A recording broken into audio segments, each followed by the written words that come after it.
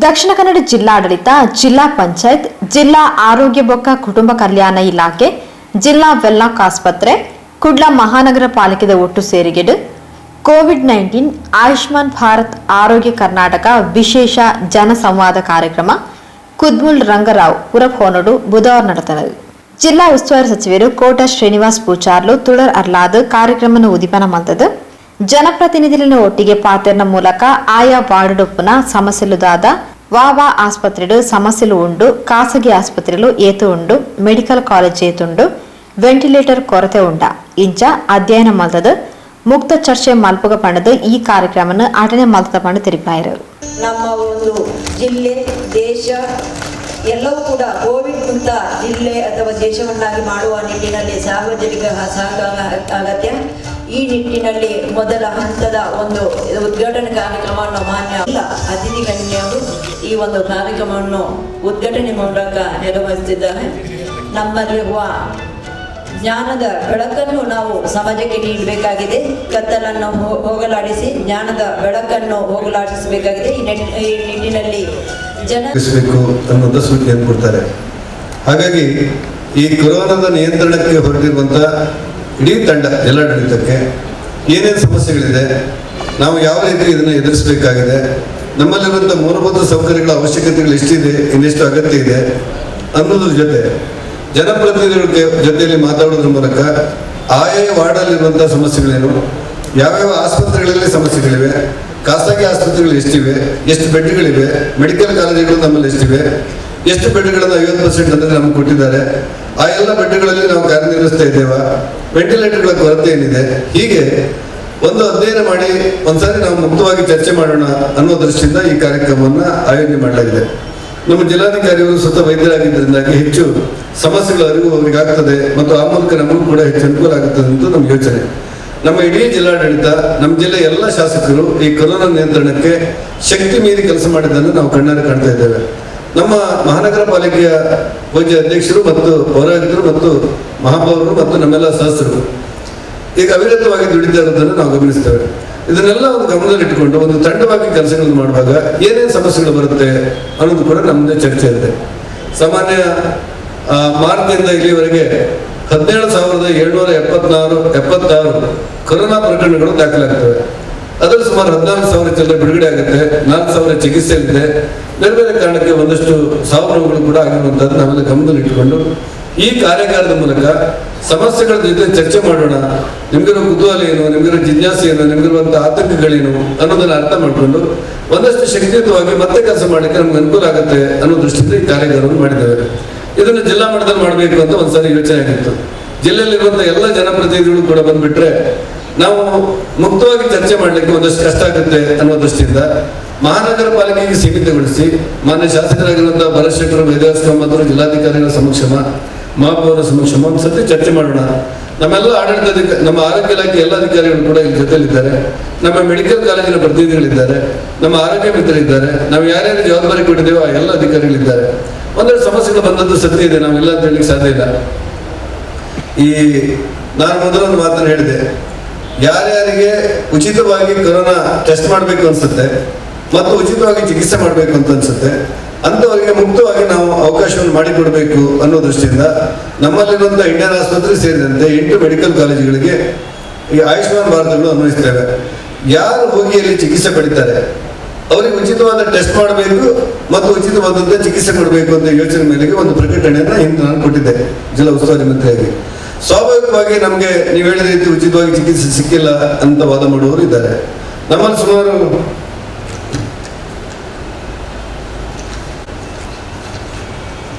92 ಖಾಸಗಿ ಆಸ್ಪತ್ರೆಗಳು, 8 medical college ಸೇರಿದಂತೆ 92 ಖಾಸಗಿ ಆಸ್ಪತ್ರೆಗಳಿದೆ.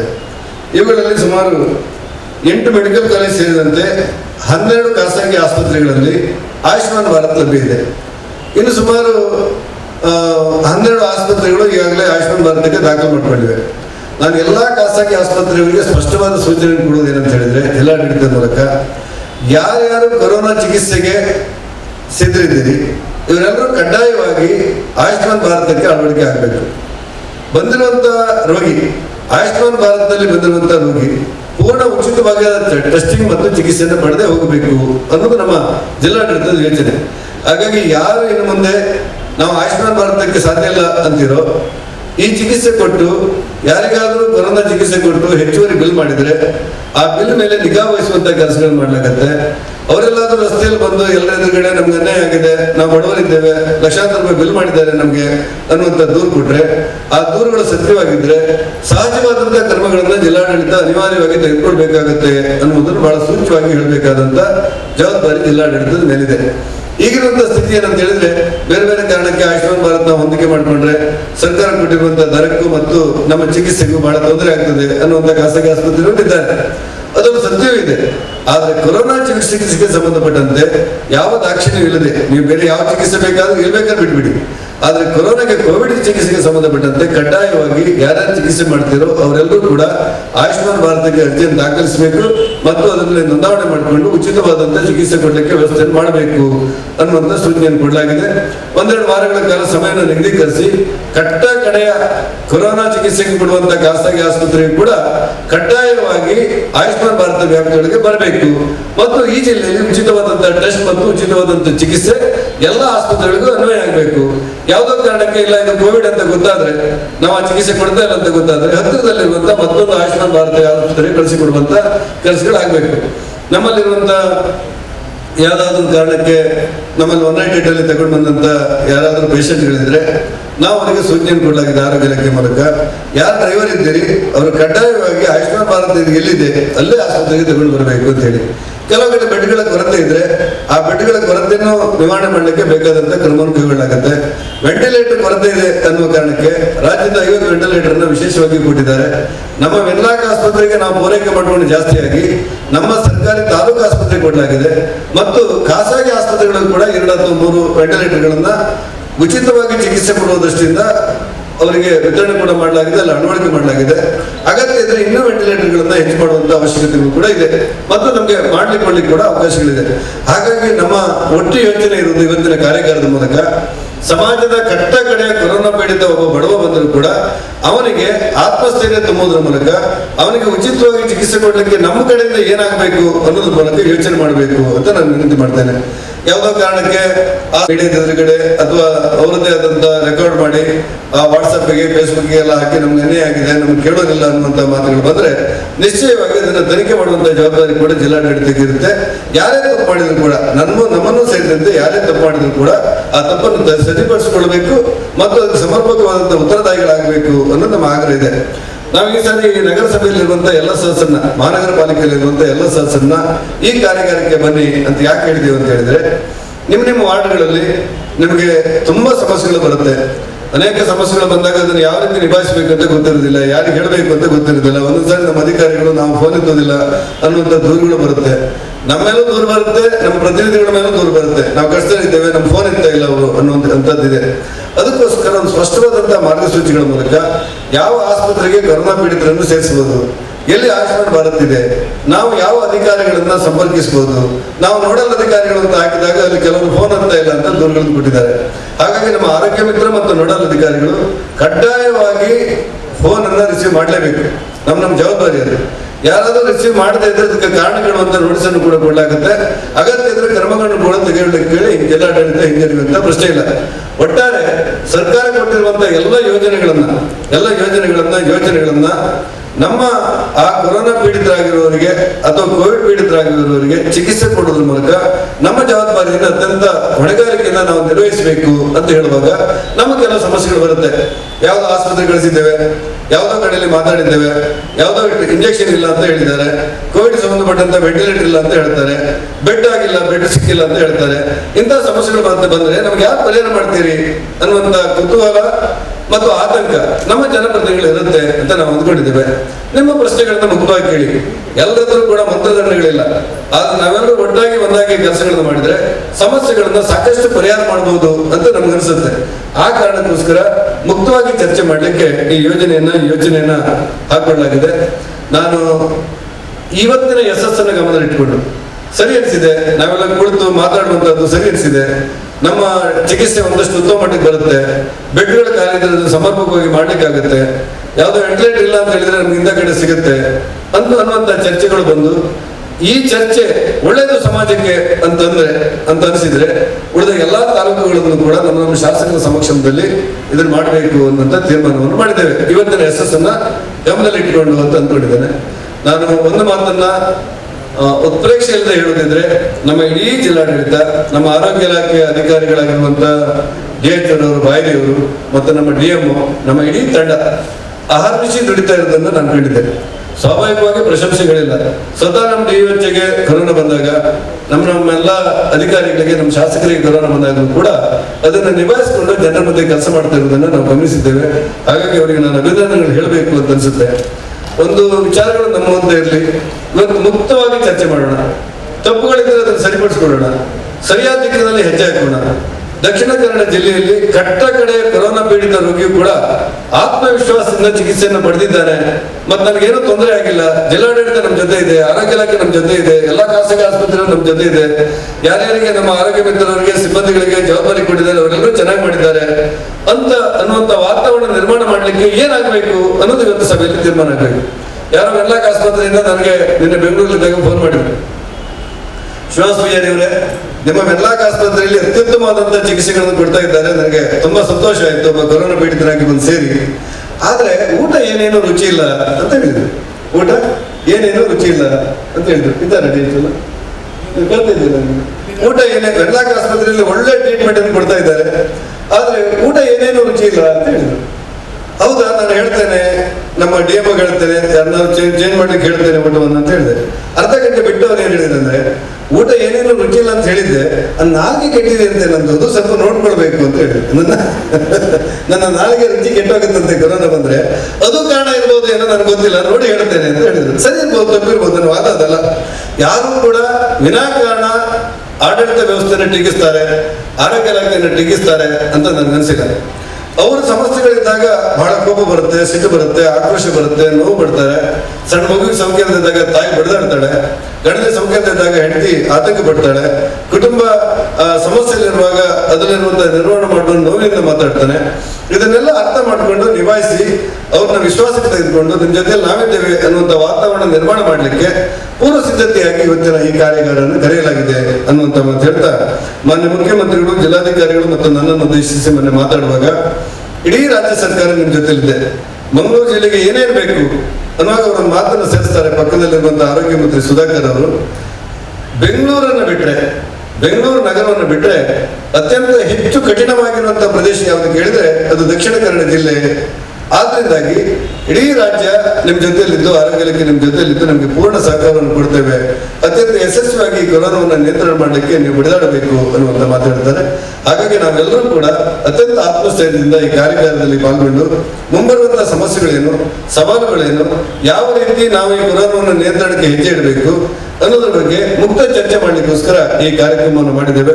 ನನ್ನ ದೃಷ್ಟಿಯಲ್ಲಿ ಇದೊಂದು ಅಪರೂಪದ ಮತ್ತು ಅನಿವಾರ್ಯ ಮತ್ತು ಅಗತ್ಯವಾಗಿರುವಂತಹ ಒಂದು ಕಾರ್ಯಕ್ರಮ. ಇದರ ಯಶಸ್ಸಿನ ಮೂಲಕ ಇಡೀ ಜಿಲ್ಲೆಯಲ್ಲಿ ನಾವು ಇದರ ಬಗ್ಗೆ ಮತ್ತೆ ಇಂತಹ ಕಾರ್ಯಕ್ರಮದ ಮೂಲಕ ಜನಸಾಮಾನ್ಯರಿಗೆ ಮಾಹಿತಿಯನ್ನು ಒದಗಿಸಬಹುದಾ, ಅವ್ರ ನೋವುಗಳಿಂದ ಅವ್ರ ನಿಲುವನ್ನು ಕೇಳಬಹುದಾ ಅನ್ನೋದನ್ನ ಅರ್ಥ ಮಾಡ್ಕೊಂಡು ಮುಂದೆ ಹೆಜ್ಜೆ ನೀಡ್ತೇವೆ ಅನ್ನುವಂತ ಮಾತು ಹೇಳ್ತಾ, ದಕ್ಷಿಣ ಕನ್ನಡ ಜಿಲ್ಲಾಧಿಕಾರಿ ರಾಜೇಂದ್ರ KV ಪ್ರಾಸ್ತಾವಿಕವಾದ ಪಾತಿರೇರು. ಜೊತೆಗೆ ಕೆಲವೊಂದು ಕಡೆ ಹಾಸ್ಪಿಟಲ್ಸ್ಗಳಿಗೆ ಹೋದಾಗ ಬಹಳ ಹೆಚ್ಚಿನ ಬಿಲ್ಸ್ಗಳನ್ನ ಚಾರ್ಜ್ ಮಾಡ್ತಾ ಇದ್ದಾರೆ ಅನ್ನುವಂತಹ ಒಂದು ಸಂದೇಹ ಬಹಳ ಜನಕ್ಕೆ ಇದೆ. ಜೊತೆಗೆ ಅಲ್ಲಿ ಹೋದಾಗ ಆಯುಷ್ಮಾನ್ ಭಾರತ್ ಆರೋಗ್ಯ ಕರ್ನಾಟಕದ ಬೆನಿಫಿಟ್ ಅನ್ನ ಹೇಗೆ ತಗೋಬೇಕು ಅನ್ನುವಂತಹ ಒಂದು ಕನ್ಫ್ಯೂಷನ್ ಇದೆ. ಈ ವಿಚಾರದಲ್ಲಿ ನಾವೆಲ್ಲ ಜನಪ್ರತಿನಿಧಿಗಳು, ಅಧಿಕಾರಿಗಳು, ಹಿರಿಯ ಅಧಿಕಾರಿಗಳು ಎಲ್ಲರೂ ಕೂಡ ನಾವು ಸಭೆ ಸೇರಿದಾಗ ಇಲ್ಲಿ ಇನ್ಫಾರ್ಮೇಶನ್ ಎಸಿಮೆಟ್ರಿ ಅಂದ್ರೆ ಮಾಹಿತಿಯ ಕೊರತೆ ಜನಗಳಲ್ಲಿ ಮತ್ತೆ ಜನಪ್ರತಿನಿಧಿಗಳಲ್ಲಿ ಕಂಡು ಬರ್ತಾ ಇರೋದ್ರಿಂದ ಈ ಸಂವಾದ ಕಾರ್ಯಕ್ರಮಗಳನ್ನ ನಾವು ಜಿಲ್ಲಾಡಳಿತದ ವತಿಯಿಂದ ನಾವು ಆಯೋಜನೆ ಮಾಡಬೇಕು ಅಂತ ನಮ್ಮ ಮಾನ್ಯ ಉಸ್ತುವಾರಿ ಸಚಿವರು ಕೂಡ ನಿರ್ದೇಶನದ ಮುಖಾಂತರ ಮೊದಲ ಹೆಜ್ಜೆಯಾಗಿ ಇವತ್ತು ಕಾರ್ಪೊರೇಷನ್ ವ್ಯಾಪ್ತಿ ಒಳಗಡೆ ಬರುವಂತಹ ಎಲ್ಲಾ ಜನಪ್ರತಿನಿಧಿಗಳನ್ನ ಸೇರಿಸಿಕೊಂಡು ವಿಚಾರಗಳನ್ನ ವಿನಿಮಯ ಮಾಡ್ಕೊಳ್ಳೋದು, ಅವರ ಗೊಂದಲಗಳು ಏನಿದೆ ಅನ್ನುವಂತಹ ವಿಚಾರಗಳನ್ನ ತಿಳ್ಕೊಳ್ಳೋದಕ್ಕೆ, ಜೊತೆಗೆ ಸರ್ಕಾರದಿಂದ ನಾವು ಮಾಡ್ತಾ ಇರುವಂತಹ ಕೆಲಸಗಳನ್ನ ಮೊದಲು ಜನಪ್ರತಿನಿಧಿಗಳಿಗೆ ತಿಳಿಸಿ ಇವರ ಮುಖಾಂತರ ಬಹಳಷ್ಟು ಜನಗಳನ್ನ ರೀಚ್ ಮಾಡುವಂತಹ ಒಂದು ಕಾರ್ಯಕ್ರಮವನ್ನ ಈ ಸಂವಾದದ ಕಾರ್ಯಕ್ರಮದ ಮುಖಾಂತರ ನಾವು ಇವತ್ತು ಹಮ್ಮಿಕೊಳ್ತಾ ಇದ್ದೀವಿ. ಇದರ ರೂಪುರೇಷೆಗಳನ್ನು ಮಾನ್ಯ ಜಿಲ್ಲಾ ಉಸ್ತುವಾರಿ ಸಚಿವರು ಬಹಳ ವೈಯಕ್ತಿಕವಾದಂಥ ಇಂಟ್ರೆಸ್ಟ್ ಅನ್ನು ತಗೊಂಡು ಜನಪ್ರತಿನಿಧಿಗಳಿಗೆ ನಾವು ಮೊದಲು ಹೇಳಬೇಕು. ನಮಗೆ ಒಂದು ಪಾಯಿಂಟ್ ಮ್ಯಾಟರ್ ಆಫ್ ಕನ್ಸರ್ನ್ ನಮ್ಮ ಡಿಸ್ಟ್ರಿಕ್ಟ್ ಅಡ್ಮಿನಿಸ್ಟ್ರೇಷನ್ಗೆ ಏನು ಅಂದರೆ, ನಮ್ಮಲ್ಲಿ ಏನು ಡೆತ್ಗಳಾಗಿದೆ ಇಲ್ಲಿ ತನಕ ಅರೌಂಡ್ 450 ಡೆತ್ಗಳಲ್ಲಿ 100 ಡೆತ್ಗಳು ಬೇರೆ ಜಿಲ್ಲೆಯಿಂದ ಬಂದಂಥವ್ರು ಆಗಿದ್ರು ಕೂಡ ಇನ್ನು 350 ಡೆತ್ಗಳು ಅಂತ ಇಟ್ಕೊಂಡ್ರೆ ಅದರಲ್ಲಿ 95% ಮಂಗಳೂರು ಕಾರ್ಪೊರೇಷನ್ ಹಂತದೊಳಗಡೆ ಜಾಸ್ತಿ ಇದೆ. ಈ ಒಂದು ವಿಚಾರದೊಳಗಡೆ ಕಾರ್ಪೊರೇಷನಿನ ಇನ್ವಾಲ್ವ್ಮೆಂಟ್ ಎಷ್ಟರ ಮಟ್ಟಿಗೆ ಇರಬೇಕು, ಈಗ ಯಾವ ಲೆವೆಲಲ್ಲಿ ಇದೆ, ಯಾವ ಲೆವೆಲಲ್ಲಿ ನಾನು ನಿನ್ನೆನೂ ಕೂಡ ಮಲ್ಟಿಪರ್ಪಸ್ ವರ್ಕರ್ಸ್ಗಳು ಮತ್ತೆ ಕಾರ್ಪೊರೇಷನ್ ಅಧಿಕಾರಿಗಳ ಜೊತೆಗೆ ಒಂದು ಅವ್ರಿಗೂ ಕೂಡ ವರ್ಕ್ಶಾಪ್ ಟೈಪಲ್ಲಿ ಮಾಡಿದ್ವಿ ಸರ್ ನಿನ್ನೆ. ಅದರಲ್ಲಿ ಮಾತಾಡ್ತಾ ಇರಬೇಕಾದಾಗ ಬಹಳಷ್ಟು ವಿಚಾರಗಳು ಕಾರ್ಪೊರೇಷನ್ ಒಳಗಡೆ ಇನ್ವಾಲ್ವ್ಮೆಂಟ್ ಇಲ್ಲದೆ ಇರೋದು ಕಂಡು ಬಂತು. ಅದನ್ನ ನಾನು ಯಾರಿಗೂ ಬ್ಲೇಮ್ ಮಾಡ್ತಾ ಇಲ್ಲ. May be think this is not A ಅವರು ಇದರೊಳಗಡೆ ಅಂತ ಹೇಳುವಂತ ಒಂದು ಇದರೊಳಗಡೆ ಅಲ್ಲ. ಕಾರ್ಪೊರೇಷನ್ ಹಂತದೊಳಗಡೆ ನಾವು ಫಸ್ಟು ಅವ್ರನ್ನ ನಾವು ಹೇಗೆ ಮಾಹಿತಿಯನ್ನು ಅವ್ರಿಗೆ ಕೊಡೋದ್ರ ಮುಖಾಂತರ ಹೆಚ್ಚಿನ ಮಟ್ಟದೊಳಗಡೆ ನಾವು ಅವ್ರನ್ನ ಇನ್ವಾಲ್ವ್ಮೆಂಟ್ ಮಾಡ್ಕೋಬೇಕು. ಪ್ರತಿಯೊಂದು ಕಾರ್ಪೊರೇಷನ್ ಹಂತದಲ್ಲಿ 60 ವಾರ್ಡ್ಗಳಲ್ಲೂ ಕೂಡ ನಾವು ವಾರ್ಡ್ ಲೆವೆಲ್ ಟಾಸ್ಕ್ ಫೋರ್ಸ್ಗಳನ್ನು ಮಾಡಿದ್ದೀವಿ, ಬೂತ್ ಲೆವೆಲ್ ಕಮಿಟೀಸ್ಗಳು ಆಗಿದೆ. ಇವೆಲ್ಲವೂ ಕೂಡ ಎಷ್ಟು ಮಟ್ಟಿಗೆ ಕೆಲಸ ಆಗ್ತಾ ಇದೆ ಅನ್ನುವಂಥ ವಿಚಾರಗಳನ್ನು ಕೂಡ ಮುಂದಿನ ಹಂತಗಳಲ್ಲಿ ನಾವು ಹಂತ ಹಂತವಾಗಿ ನಾವು ಚರ್ಚೆ ಮಾಡ್ತಾ ಹೋಗ್ತೇವೆ. ಆದರೆ ಈ ಒಂದು ಪ್ರಾಸ್ತಾವಿಕ ನುಡಿಯಲ್ಲಿ ನಾನು ಹೇಳಬೇಕಾಗಿರೋದೇನೆಂದ್ರೆ, ಕಾರ್ಪೊರೇಷನ್ ಇಂದ ಈಗ ಬಹಳಷ್ಟು ಜನಪ್ರತಿನಿಧಿಗಳು ಮೇಲಿನ ಇದರೊಳಗಡೆ ಎಲ್ಲರೂ ಕೂಡ ನೀವು ಕೆಲಸ ಮಾಡ್ತಾ ಇದ್ರು ಕೂಡ ಕೆಲವೊಂದು ಕಡೆ ಸರ್ಕಾರ ಏನ್ ಕ್ರಮ ಕೈಗೊಂಡಿದೆ, ಜಿಲ್ಲಾಡಳಿತ ಏನ್ ಕ್ರಮ ಕೈಗೊಂಡಿದೆ, ಅದನ್ನ ಆಕ್ಟಿವ್ ಆಗಿ ನಾವು ರೀಚ್ ಔಟ್ ಮಾಡುವಂತ ಇವತ್ತು ಒಂದು ಪ್ರೋಗ್ರಾಮ್ ಅನ್ನ ಮಾಡ್ತಾ ಇದ್ದೇವೆ. ಬಹಳಷ್ಟು ಕಡೆಗಳಲ್ಲಿ ನಮಗೆ ಮಂಗಳೂರು ಬಂಟ್ವಾಳದಿಂದನೇ ಬಹಳಷ್ಟು ಕೇಸಸ್ಗಳು ಬರ್ತಾ ಇರೋದ್ರಿಂದ ಫಸ್ಟ್ ಜನಪ್ರತಿನಿಧಿಗಳಿಗೆ ಹೆಚ್ಚಿನ ಮಟ್ಟದ ಮಾಹಿತಿಯನ್ನ ಕೊಟ್ಟು ನಿಮ್ಮ ಮುಖಾಂತರ ನಿಮ್ಮ ವಾರ್ಡ್ ಅನ್ನ, ನಿಮ್ಮ ಬೂತ್ಗಳನ್ನ ರೀಚ್ ಮಾಡುವಂತ ಒಂದು ಪ್ರಯತ್ನವನ್ನ ಜಿಲ್ಲಾಡಳಿತದಿಂದ ನಾವು ಮಾಡ್ತಾ ಇದ್ದೀವಿ ಇವತ್ತು. ಈ ಒಂದು ಸಂವಾದ ಕಾರ್ಯಕ್ರಮದಲ್ಲಿ ಬಹಳಷ್ಟು ಕಡೆಗಳಲ್ಲಿ ಹಾಸ್ಪಿಟಲ್ಸ್ಗಳಲ್ಲೂ ಕೂಡ ಗೊಂದಲ ಬರ್ತಾ ಇರೋದ್ರಿಂದ ಎಲ್ಲ ಕಾರ್ಪೊರೇಟರ್ಸ್ಗಳಿಗೂ ಕೂಡ ಈಗ ಆಲ್ರೆಡಿ ಗೊತ್ತಿದೆ, ಮತ್ತೆ ಎಲ್ಲ ಜನಪ್ರತಿನಿಧಿಗಳಿಗೂ ಗೊತ್ತಿದೆ. 25 ಮೇಜರ್ ಹಾಸ್ಪಿಟಲ್ಸ್ಗಳಿಗೆ ಜಿಲ್ಲಾ ಮಟ್ಟದ ಹಿರಿಯ ಅಧಿಕಾರಿಗಳನ್ನ ನಾವು ನೋಡಲ್ ಅಧಿಕಾರಿಗಳನ್ನಾಗಿ ಮಾಡಿ ಅವರಿಗೆ ಒಂದು ಫೋನ್ ಮತ್ತೆ ಗೌರ್ಮೆಂಟ್ ಇಂದನೇ ಒಂದು ಸಿಮ್ ಅನ್ನ ಕೊಟ್ಟು ಅದನ್ನ ನಾವು ಪ್ರಚಾರವನ್ನು ಕೂಡ ನಾವು ಮಾಡಿದ್ದೇವೆ. ಯಾರಿಗಾದ್ರೂ ಅಡ್ಮಿಷನ್ಗೆ ಏನಾದ್ರೂ ಸಮಸ್ಯೆ ಇದ್ರೆ, ಬೆಡ್ಗಳು ಎಲ್ಲಾದ್ರೂ ಕೊರತೆ ಬೀಳ್ತಾ ಇದ್ರೆ ಅವರಿಗೆ ಸ್ಮೂತ್ ಆಗಿ ಒಂದು ಹಾಸ್ಪಿಟಲ್ ಇಂದ ಇನ್ನೊಂದು ಹಾಸ್ಪಿಟಲ್ಗೆ ಕರ್ಕೊಂಡು ಹೋಗುವಂತ ಸಮಸ್ಯೆಗಳು ಉಂಟಾಗಬಾರ್ದು ಅನ್ನುವಂಥ ಉದ್ದೇಶಕ್ಕೋಸ್ಕರ ನೋಡಲ್ ಅಧಿಕಾರಿಗಳನ್ನ ನೇಮಕ ಮಾಡಿ ಹಾಸ್ಪಿಟಲ್ಗಳ ಅದು ಪ್ರೈವೇಟ್ ಹಾಸ್ಪಿಟಲ್ಗಳ ಜೊತೆಗೆ ಕೋಆರ್ಡಿನೇಷನ್ ಮಾಡ್ಕೊಳ್ಳೋದಕ್ಕೆ ಜಿಲ್ಲಾಡಳಿತದಿಂದ ಅದನ್ನ ನಾವು ಕ್ರಮ ಮಾಡಿರ್ತೇವೆ. ಆಯುಷ್ಮಾನ್ ಭಾರತ್ ಆರೋಗ್ಯ ಕರ್ನಾಟಕದ ವತಿಯಿಂದ ಸರ್ಕಾರದ ಏನು ನಿರ್ದೇಶನ ಇದೆ, 50% ಬೆಡ್ಗಳ ನಾವು ಅದನ್ನ ರಿಸರ್ವೇಶನ್ ಏನು ಮಾಡಬೇಕಿರುತ್ತೆ. 50% ಬೆಡ್ಗಳ ರಿಸರ್ವೇಶನ್ ಅಲ್ಲಿ ನಮ್ಮ ಕೋಟಾದೊಳಗಡೆ ಎಷ್ಟು ಬೆಡ್ಗಳು ಖಾಲಿ ಇದೆ, ನಮ್ಮಲ್ಲಿ ವೆನ್ಲಾಕಿಗೆ ಬಂದ ನಂತರ ಅಥವಾ ವೆನ್ಲಾಕಿನಿಂದ ರೆಫರ್ ಆಗಿರುವಂತಹ ಪೇಷಂಟ್ಸ್ಗಳಿಗೆ ಸರ್ಕಾರ ಸೂಚಿಸಿದ ದರಪಟ್ಟಿಯೊಳಗಡೆ ಹಾಸ್ಪಿಟಲ್ಸ್ಗಳು ಬಿಲ್ಲಿಂಗ್ ಅನ್ನ ಮಾಡುವಂತ ವಿಚಾರದೊಳಗಡೆ ನಾವು ಅಲ್ಲಿ ಇಲ್ಲಿ ಮಾಧ್ಯಮಗಳಲ್ಲಿ ಬಹಳ ಜಾಸ್ತಿ ಬಿಲ್ ಆಗಿದೆ ಅನ್ನುವಂತ ಕೆಲವೊಂದು ವಿಚಾರಗಳನ್ನ ಹೇಳ್ತಾ ಇದ್ವಿ. ಅದನ್ನ ಎಲ್ಲವನ್ನೂ ಕೂಡ ಇವತ್ತು ಜನಪ್ರತಿನಿಧಿಗಳಿಗೆ ತಿಳಿಸಿ ಇನ್ನು ಮುಂದೆ ಕಾರ್ಪೊರೇಷನ್ಸ್ ಒಳಗಡೆ ಪ್ರತಿಯೊಬ್ಬ ಜನಪ್ರತಿನಿಧಿಗಳನ್ನು ಕೂಡ ಅವರವರ ವಾರ್ಡ್ ಮಟ್ಟದೊಳಗಡೆ ಹೆಚ್ಚಿನ ಮಟ್ಟದಲ್ಲಿ ಅವರ ಸಹಾಯವನ್ನ ಪಡೆದುಕೊಂಡು ಕಂಟೈನ್ಮೆಂಟ್ ಝೋನ್, ನಾವೇನು ನಿಷೇಧಿತ ಪ್ರದೇಶ, ನಿರ್ಬಂಧಿತ ಪ್ರದೇಶವನ್ನ ನಾವು ಮಾಡಿರ್ತೀವಿ, ಪೇಷಂಟಿನ ಮನೆಯವರ ಸುತ್ತಮುತ್ತ ಟೆಸ್ಟ್ ಮಾಡೋದಾಗಿರ್ಬೋದು, ಕಾಂಟ್ಯಾಕ್ಟ್ ಟ್ರೇಸಿಂಗ್ ಮಾಡೋದಾಗಿರ್ಬೋದು, ಅವರಿಗೆ ಟ್ರೀಟ್ಮೆಂಟ್ ಮಾಡೋದಾಗಿರ್ಬೋದು, ಇವೆಲ್ಲ ಹೆಚ್ಚಿನ ವಿಷಯದೊಳಗಡೆ ಆ ಒಂದು ವಾರ್ಡ್ ಲೆವೆಲ್ ಅನ್ನ ಟಾಸ್ಕ್ ಫೋರ್ಸ್ಗಳನ್ನ ಬಹಳ ಹೆಚ್ಚಿನ ಮಟ್ಟದಲ್ಲಿ ಬಳಕೆ ಮಾಡುವ ಉದ್ದೇಶದಿಂದ ಇವತ್ತು ಈ ಒಂದು ಜನಸಂವಾದ ಕಾರ್ಯಕ್ರಮವನ್ನು ನಾವು ಆಯೋಜನೆ ಮಾಡಿದ್ವಿ. ಈ ಕಾರ್ಯಕ್ರಮದೊಳಗಡೆ ನಮ್ಮ ಆರೋಗ್ಯ ಅಧಿಕಾರಿಗಳು ಎಲ್ಲ ರೀತಿಯಾದಂತಹ ಆಯುಷ್ಮಾನ್ ಭಾರತ್ ಆರೋಗ್ಯ ಕರ್ನಾಟಕಕ್ಕೆ ಸಂಬಂಧಪಟ್ಟ ಎಲ್ಲಾ ವಿಚಾರಗಳನ್ನು ಕೂಡ ನಿಮಗೆ ತಿಳಿಸಿಕೊಡಲಿದ್ದಾರೆ. ನಾವು ಮುಕ್ತವಾಗಿ ಚರ್ಚೆ ಮಾಡೋಣ. ಇದರೊಳಗಡೆ ಯಾರು ಯಾವುದನ್ನು ಕ್ರಿಟಿಸೈಸ್ ಮಾಡೋ ಹಾಗೆಲ್ಲ. ಇದು ಒಂದು ನಮ್ಮ ಮಾಹಿತಿಯ ಕೊರತೆ ಏನು ಇದೆ ಎರಡೂ ಕಡೆಗಳಲ್ಲಿ, ಆಡಳಿತ ವ್ಯವಸ್ಥೆ ಮತ್ತೆ ಇದರೊಳಗಡೆ ಇರುವಂತಹ ಮಾಹಿತಿಯ ಕೊರತೆಯನ್ನ ಸರಿಪಡಿಸೋದಕ್ಕೆ ಈ ಒಂದು ಸಂವಾದ ಕಾರ್ಯಕ್ರಮವನ್ನು ಆಯೋಜನೆ ಮಾಡಿದ್ದೀನಿ.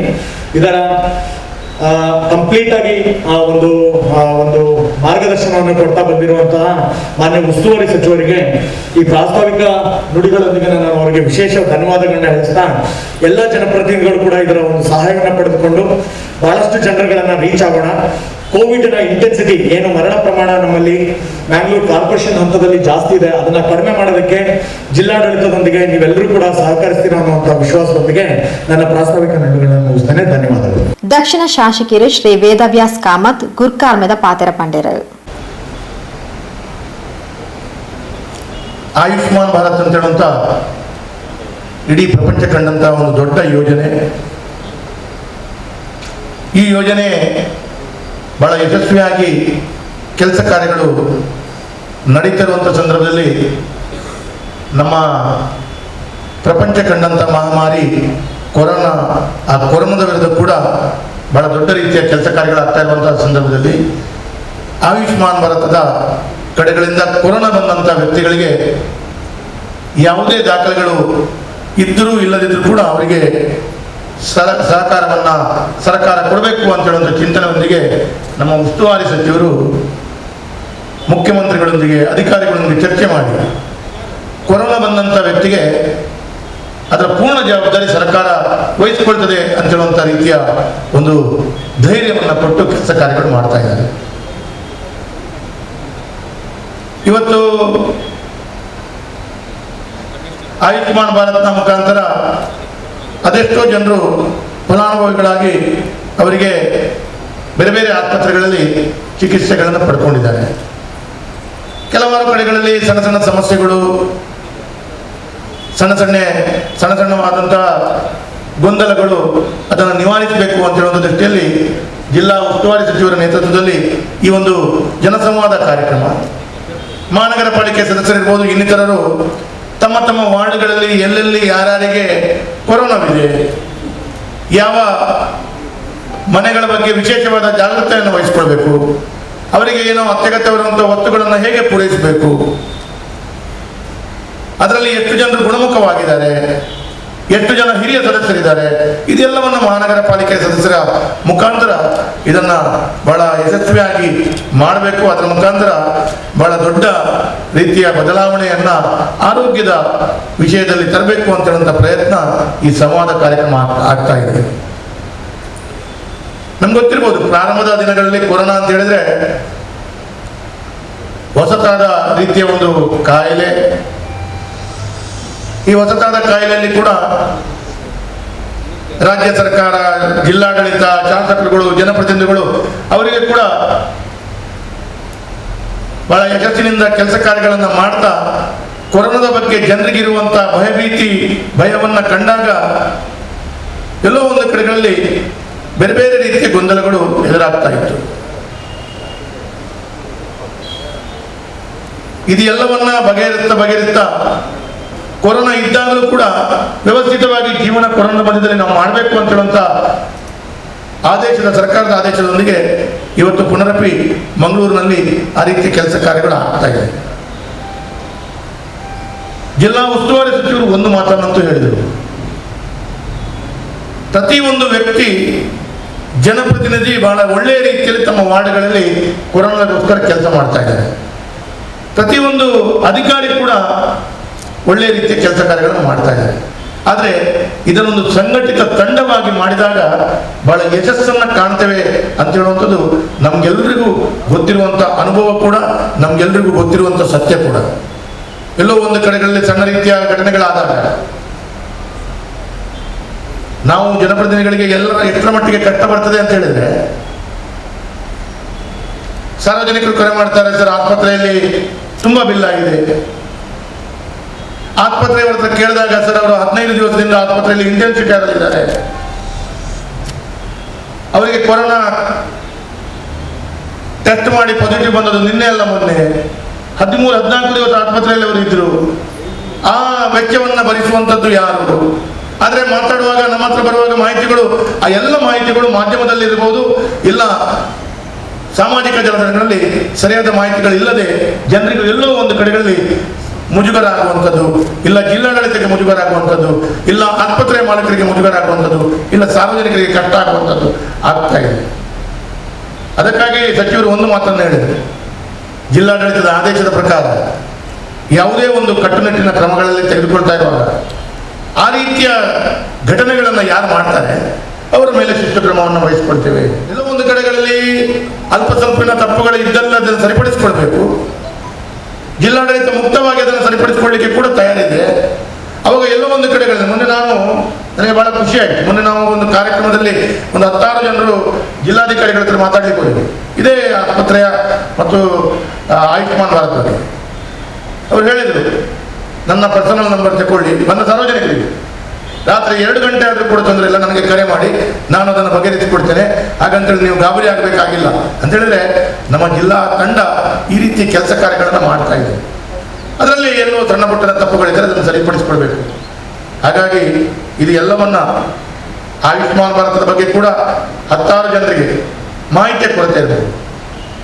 ಮಾಹಿತಿಯ ಕೊರತೆ ಅಂತ ಹೇಳಿದ್ರೆ ಉಸ್ತುವಾರಿ ಸಚಿವರು ಹೇಳಿದರು 8 ಮೆಡಿಕಲ್ ಕಾಲೇಜುಗಳು, ಅದಲ್ಲದೆ ಸರಿಸುಮಾರು ಒಂದು 80-85 ನರ್ಸಿಂಗ್ ಹೋಮ್ಗಳಿದೆ.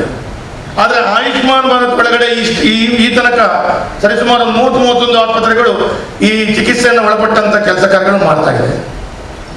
ಉಳಿದ ನರ್ಸಿಂಗ್ ಹೋಮ್ಗಳಲ್ಲಿ ಆಯುಷ್ಮಾನ್ ಭಾರತ ಚಿಕಿತ್ಸೆ ಕೊಟ್ಟರು ಕೂಡ ಅದರಲ್ಲಿ ಅವರಿಗೆ ಪ್ರಯೋಜನ ಪಡಲಿಕ್ಕೆ ಆಗುವುದಿಲ್ಲ. ಅದಕ್ಕಾಗಿ ಎಲ್ಲ ಆಸ್ಪತ್ರೆಗಳು, ನರ್ಸಿಂಗ್ ಹೋಮ್ಗಳು ಕೊರೋನಾಕ್ಕೆ ಆಯುಷ್ಮಾನ್ ಭಾರತವನ್ನು ಸೇರಿಸಿಕೊಳ್ಬೇಕು. ಆ ಆಯುಷ್ಮಾನ್ ಭಾರತ ಸೇರಿಸಿಕೊಂಡಾಗ ಯಾವುದೇ ಒಂದು ವ್ಯಕ್ತಿ ಕೊರೋನಾ ಆಗಿ ಯಾವುದೇ ನರ್ಸಿಂಗ್ ಹೋಮಲ್ಲಿ ದಾಖಲೆ ಬಂದಾಗ ಅವರಿಗೆ ಮುಕ್ತವಾದ ಚಿಕಿತ್ಸೆ ಸಿಗ್ತದೆ ಅಂತ ಹೇಳುವಂಥ ಭಾವನೆಯೊಂದಿಗೆ ಆ ಆಸ್ಪತ್ರೆಯ ಮಾಲಕರು ಕೂಡ ಇನ್ನಿತರ ಯಾರೆಲ್ಲ ಇದರಲ್ಲಿ ದಾಖಲಾಗಲಿಲ್ಲ ಅವರು ಆಯುಷ್ಮಾನ್ ಭಾರತನ ದೃಢೀಕರಿಸಿ ಅವರು ಕೂಡ ಅದರಲ್ಲಿ ಸೇರಿಕೊಳ್ಳುವಂತೆ ಆಗಬೇಕು ಅಂತ ಹೇಳುವಂಥದ್ದು ಕೂಡ ಈ ಜಿಲ್ಲಾಡಳಿತದ ಆಶಯ ಇದೆ. ಹಾಗಾಗಿ ಆಯುಷ್ಮಾನ್ ಭಾರತ ಮುಖಾಂತರ ಸೇರಿಕೊಂಡಾಗ ಅದರಲ್ಲಿ ಕೊರೋನಾ ಚಿಕಿತ್ಸೆಗೆ ಆಯುಷ್ಮಾನ್ ಭಾರತ ಕಾರ್ಡ್ ಇದ್ರೂ ಇಲ್ಲದಿದ್ದರೂ ಅವರಿಗೆ ಮುಕ್ತವಾಗಿ ಕೊರೋನಾದ ಮಟ್ಟಿಗೆ ಮುಕ್ತವಾಗಿ ಅವಕಾಶಗಳು ದೊರೆಯುತ್ತದೆ. ಆಯುಷ್ಮಾನ್ ಭಾರತ್ ಕಾರ್ಡ್ ಇರಲಿ ಇಲ್ಲದಿರಲಿ ಮುಕ್ತವಾದ ಅವಕಾಶಗಳು ದೊರೆಯುತ್ತದೆ. ಅವರ ಹತ್ರ APL ಕಾರ್ಡ್ ಇರಲಿ, BPL ಕಾರ್ಡ್ ಇರಲಿ, ಕೊರೋನಾ ಕಾಯಿಲೆಗೆ ಮುಕ್ತವಾಗಿ ಅವಕಾಶ ದೊರೆಯುತ್ತದೆ. ಹಾಗಿರುವಾಗ ಕೆಲವಾರು ಆಸ್ಪತ್ರೆಗಳನ್ನು ಕೂಡ ಈ ಆಯುಷ್ಮಾನ್ ಭಾರತದೊಂದಿಗೆ ಜೋಡಿಸಿಕೊಂಡು ಕೆಲಸ ಕಾರ್ಯಗಳನ್ನು ಮಾಡಿದಾಗ ಎಲ್ಲೋ ಒಂದು ಕಡೆಗಳಲ್ಲಿ ನಮ್ಮ ಜಿಲ್ಲೆ ಯಶಸ್ಸಿನಲ್ಲಿ ಸಾಗಿ ಬರ್ತದೆ. ಅದೆಷ್ಟೋ ಜನರು ಕೊರೋನಾದ ಕೊನೆಗಳಿದೆ. ನಮ್ಮ ಬೇರೆ ಬೇರೆ ಜಿಲ್ಲಾಧಿಕಾರಿಗಳು ಮತ್ತು ಉಸ್ತುವಾರಿ ಸಚಿವರು ಮೀಟಿಂಗ್ ಮಾಡಿದಾಗ ನಮಗೆ ಗೊತ್ತಾಗುವಂಥ ಸತ್ಯ ಏನು ಅಂತ ಹೇಳಿದ್ರೆ ಎಲ್ಲೋ ಒಂದು ಕಡೆಗಳಲ್ಲಿ ನಾರ್ಮಲ್ ಆದ ಬೆಡ್ಗಳು, ಎಸಿಂಪ್ಟಮ್ಯಾಟಿಕ್ ಆಗಿ ಆಸ್ಪತ್ರೆಗೆ ದಾಖಲ್ಪಡುವಂಥ ಬೆಡ್ಗಳು ಎಲ್ಲ ಆಸ್ಪತ್ರೆಗಳಲ್ಲಿ ನಮಗೆ ದೊರೆಯುತ್ತದೆ. ಆಕ್ಸಿಜನೇಟೆಡ್ ಬೆಡ್ ಅಥವಾ ICU ಬೇಕಾದಂಥ ಫೆಸಿಲಿಟಿಗಳಲ್ಲಿ ಸ್ವಲ್ಪ ಇಲ್ಲ ಕೊರತೆ ಕಾರ್ಯಗಳು ಆಗುವಂಥ ಸಂಭವಗಳಿದೆ. ಇದನ್ನು ಕೂಡ ಯಾವ ರೀತಿಯಲ್ಲಿ ಸರಿಪಡಿಸಿಕೊಳ್ಬೇಕು ಅಂತ ಹೇಳೋ ಕಾರಣ ಜಿಲ್ಲಾಡಳಿತ ವೆನ್ಲಾಕ್ ಆಸ್ಪತ್ರೆಯಲ್ಲಿ ಸರಿಸುಮಾರು 300 ಬೆಡ್ ಆಕ್ಸಿಜನೇಟೆಡ್ ಬೆಡ್ ಆಗಿ ಪರಿವರ್ತನೆ ಮಾಡ್ತಾ ಇದೆ. ಅದರಲ್ಲಿ ಕೆಲವಾರು ಕೆಲಸ ಕಾರ್ಯಗಳು ನಡೆದಿದೆ, ಇನ್ನು ಕೆಲವು ಕೆಲಸ ಕಾರ್ಯಗಳು ಆಗ್ತಾ ಇದೆ.